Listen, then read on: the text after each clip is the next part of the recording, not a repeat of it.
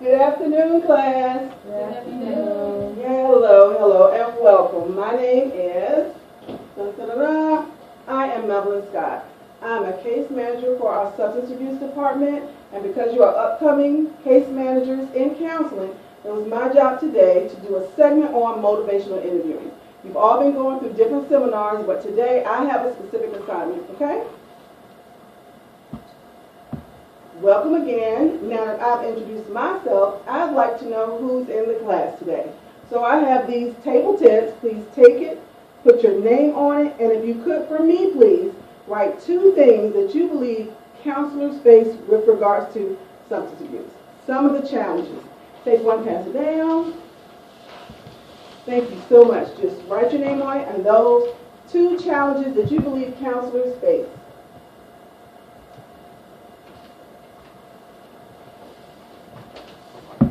All right, that was fast. Okay, thank you so much. Now I'm going to pass these back. And guess what? You're going to introduce your classmate. Slide it on down. All righty. Table slick. Moves a whole lot of papers real fast. Okay. And who are you introducing? I am introducing Angela. Okay. And there's 3 things Yes. that we're challenged with when working with clients. Getting clients to see what I see when it comes to their dangerous lifestyle. Okay. And what else is her concern? Getting them to remember their appointments. Okay. All right, Angela, so those are your concerns.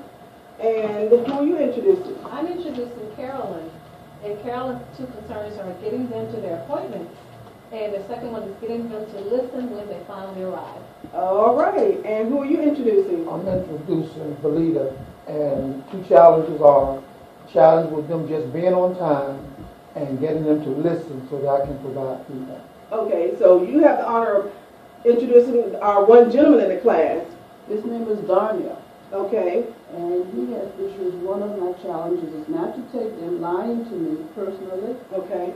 and a challenge for me is working on my facial expression when working with them. Now, we can all relate to those, can't we? Mm-hmm. Yes, we can. Yes, we can. Yes, we can. So today we're going to avoid the pitfalls of the writing reflex. That is my assignment for you today, part of the motivational interviewing seminars. We go through each component of motivational interviewing, and today we're going to talk about the writing reflex. It's a natural and instinctive response of trained care providers to fix the problems, to try to make things right, to use knowledge acquired from training and experience to help individuals seeking care to overcome their problems. That is the writing reflex. In layman's terms, we try to just make things right. It's a natural reflex. But when we're talking about motivational interviewing, it's termed the writing reflex, trying to make things right. This is the writing reflex. This is one of my wonderful examples. Think about the client as a mailbox. We stuff them with a whole lot of information. We tell them what to do, and they can really consider it as junk mail.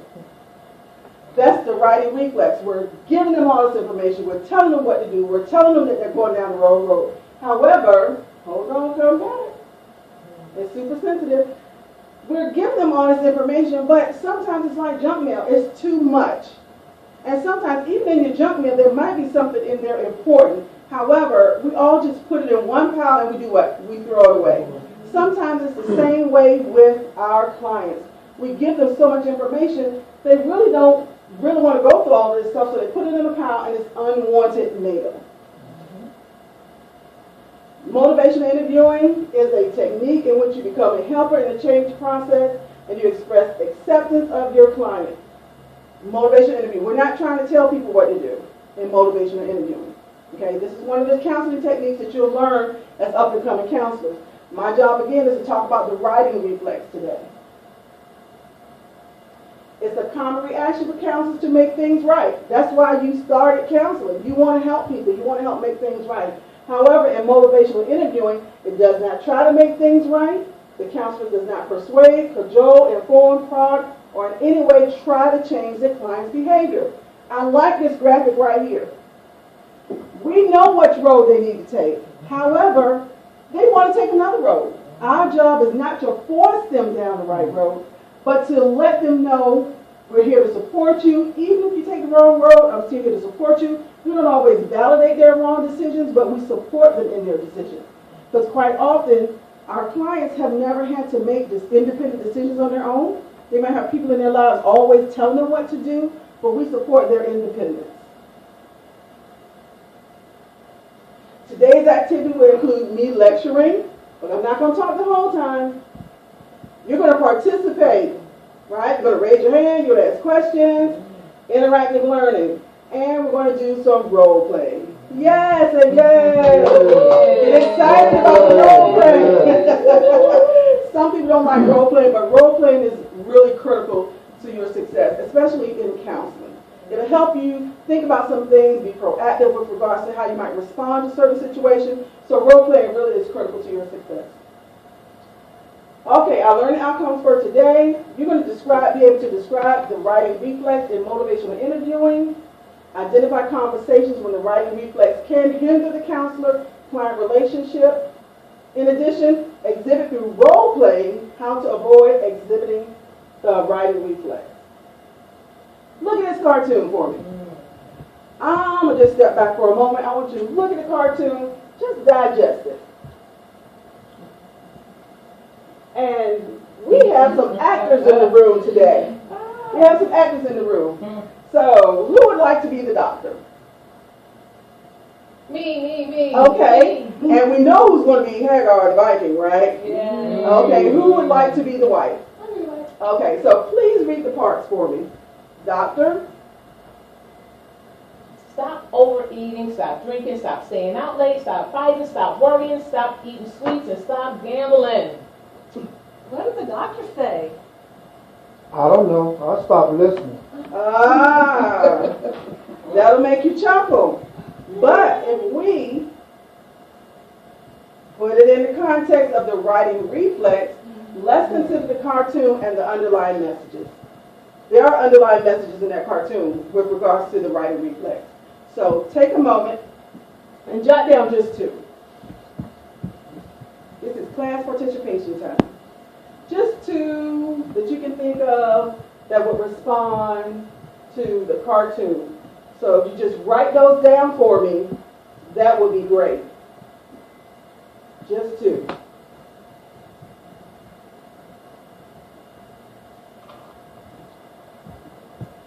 Everybody finish writing? Okay. So, we have some responses to this cartoon.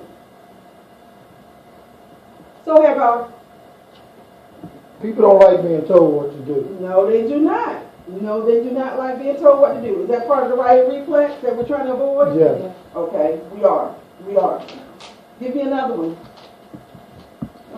He stopped listening and was honest enough to tell his wife he stopped listening, as if to let her know almost that she can be shut down too. Okay, yes. She can be shut down too. She can be shut down too. Can we get another one?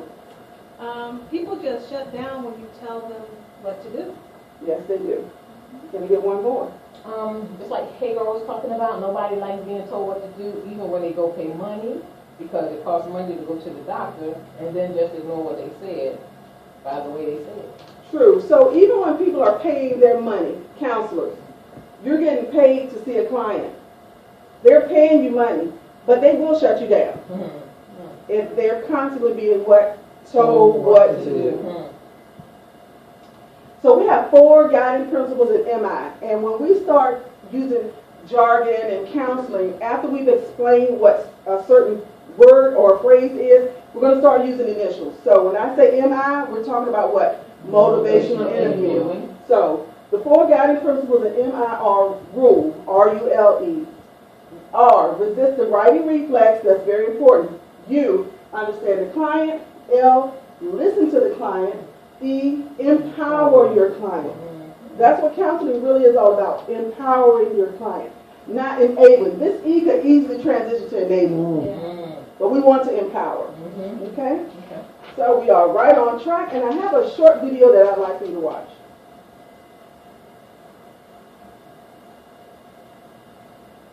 Modern technology works. Let's return to our example of an ambivalent participant who, like most people considering a change, is balancing back and forth between both sides of an issue.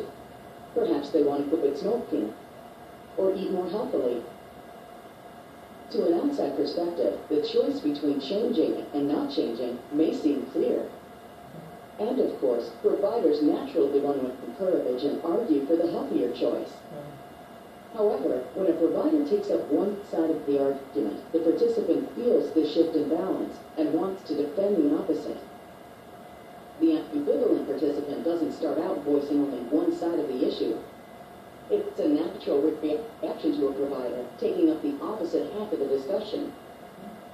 It's at this point that participants are often labeled as resistant or in denial, when in reality they are simply working to restore their back and forth ambivalent balance.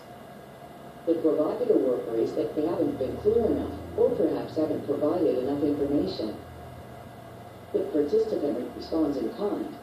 Chances are they have collected most of the information and rationales for both sides of the issue. They are not in short supply. The provider becomes insistent, believing that if they can make the participant feel the weight of the consequences, they will come over to the other side. But as research shows, people put the most weight in their own words. They believe what they hear themselves say over what others say. And when confronted with the writing reflex, they hear themselves arguing for all the reasons not to change. When this happens, the writing reflex response is to, as stated in Motivational Interview in 3rd edition, confront the person with reality, provide the solution, and when you meet resistance, turn up the volume. Such behavior can result in the participant actually convincing themselves they really don't want to change, and even leaving the conversation or treatment setting altogether. This can reinforce the provider's belief that the participant was not ready to change after all, when in fact, it's not a question of readiness to change. It's a question of how comfortable the practitioner is with embracing the artful balancing act of ambivalence.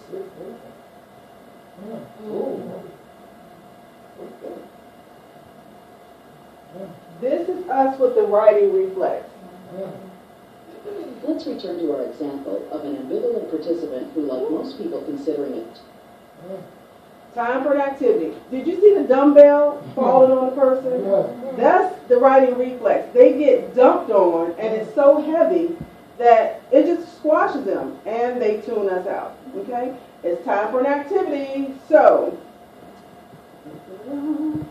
we're going to do this. You should do this, or you should do that activity. What this activity involves is we all know that we can tell people what to do. That's innate in us. We also tell them what they should not do. So take a few minutes, actually I'm going to give you 3, to think of some you should and you should not statements. And because we have 2 on this side and 2 on this side, I want you to come together and come up with 3 statements. Please. Please.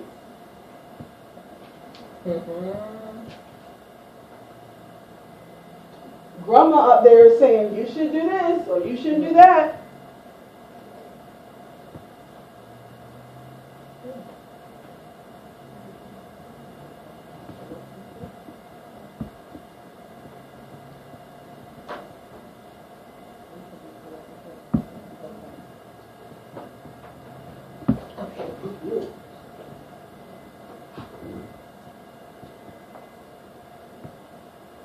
Y'all are looking at me, that means y'all ready? Yes. Oh, well that was fast. See how easy that was? It's easy to tell somebody what to do or what not to do. Okay, so I have a you should do sign. So would you like to share at least 2 of your you shoulds? I have, you should stop walking back and forth so much. Okay, that's you should, okay. And you should brush your teeth every morning. Ooh, you should brush your teeth every morning. Okay, so walk back and forth.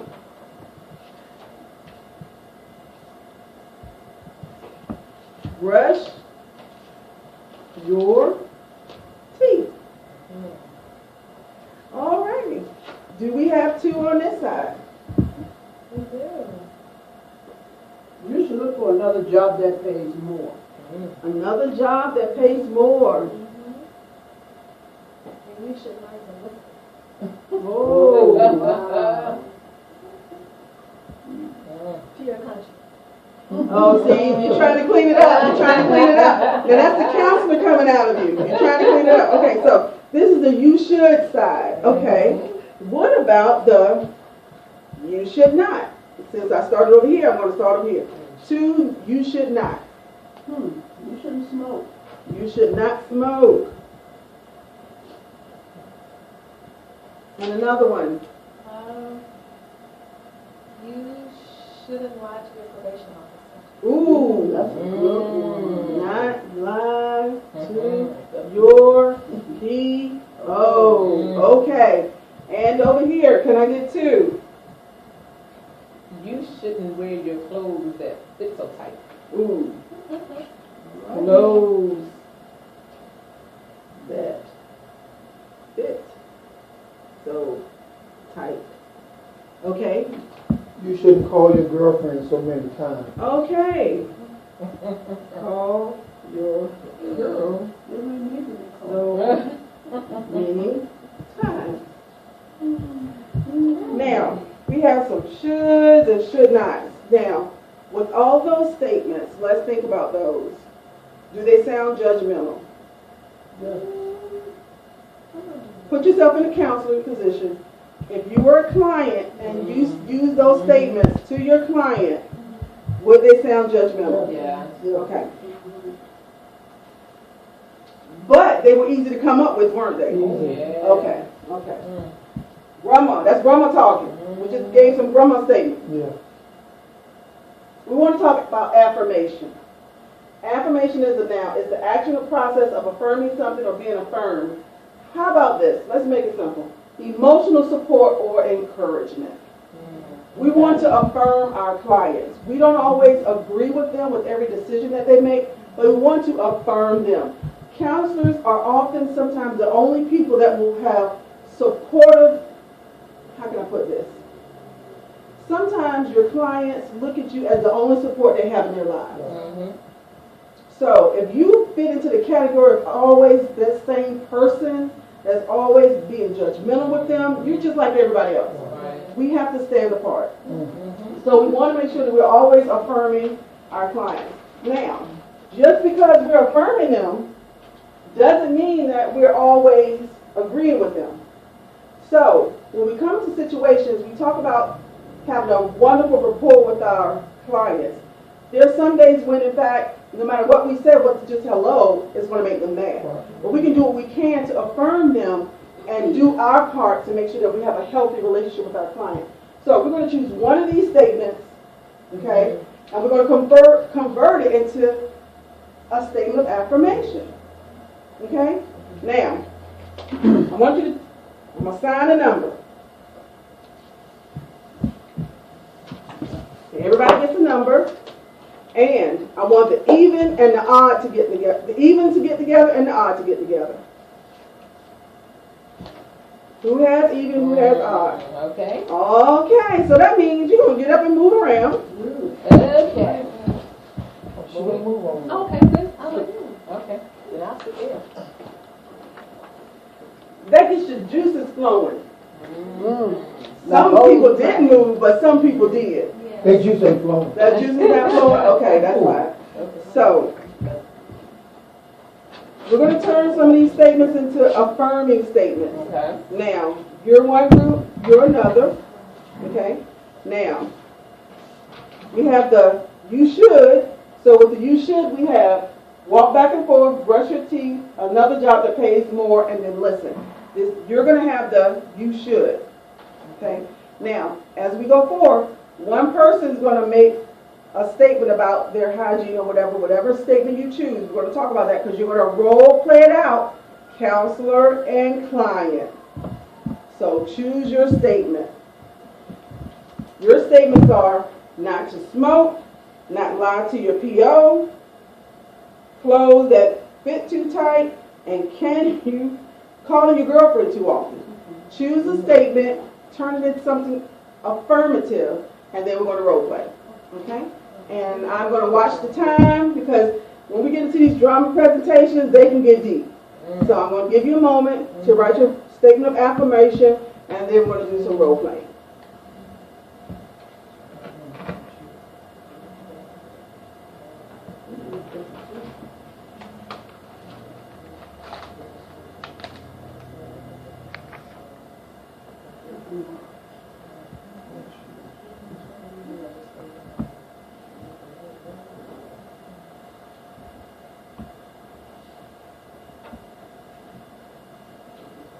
Y'all taking notes.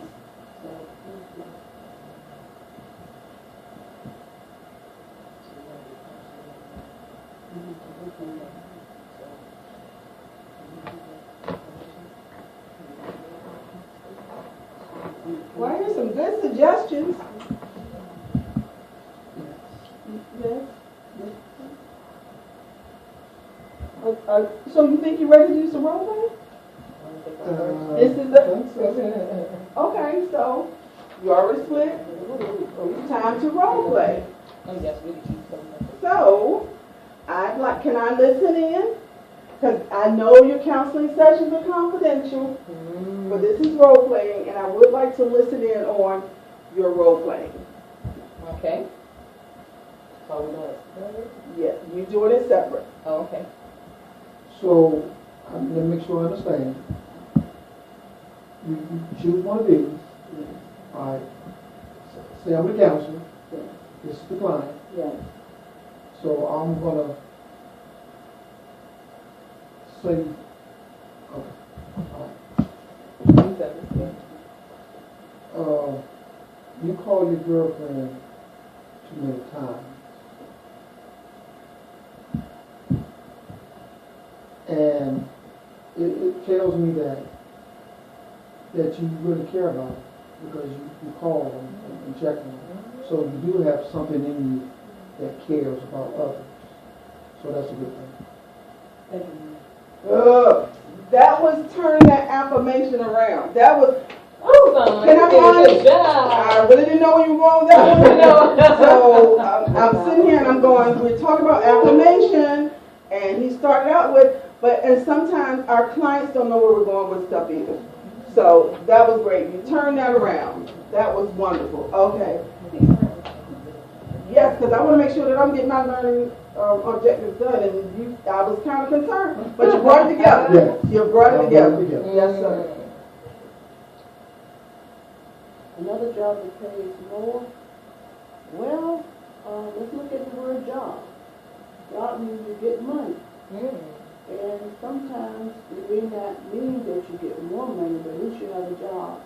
And you can work it out so that you can make possibly a budget to pay your necessities. And the word more, what do you do with the more? So let's just concentrate on just having a job and work it out. That was wonderful. Because a lot of times our clients have to take steps. Right. So they may be unemployed, and then somebody comes to them, well, you need to just get a better job. How about let me just get a job first? Yeah.